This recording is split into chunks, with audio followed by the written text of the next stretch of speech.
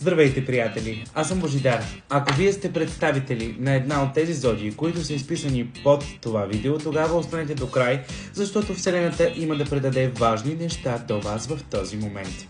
Ако желаете лична консултация с мен в Viber за 10, 15 или 5 минути дори, може да я направите чрез моят вебсайт bojidartaroshop.com. Линкът е в описанието на този профил. Скъпи приятели и представители на тези прекрасни зодии, в момента изпитвате някаква трудност. Имате раздяла, имате трудности, имате противоречия по отношение на любовта.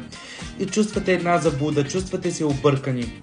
Ще ви кажа, че до 2 седмици при вас взаимоотношенията ще се изгладят, ще се изчистят. Дава ви се тази възможност за среща, разговор, комуникация, която ще изчисти и ще изглади вашите взаимоотношения по отношение на любовта. Дава ви се нов период, нов цикъл от вашия живот. Слънцето е символ на божествената красота. Слънцето е символ на славата. Слънцето е символ на новото начало. Определено всички тези зодии ги очаква ново начало. Стабилизиране в доходите ви очаква до 7 дни.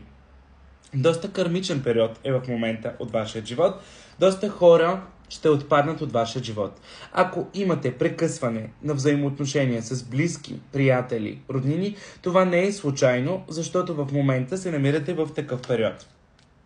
Както се казва, Вселената отнема нещо, но ни дава и нещо друго. Това е благоприятен период за пътуване и подписване на някакви документи. Всички, които гледат видеото, освен в работен план, че ще имат успех и стабилност, се дава и подписване на някакви документи. Аз бях Божидар, последвайте ме за още видеа.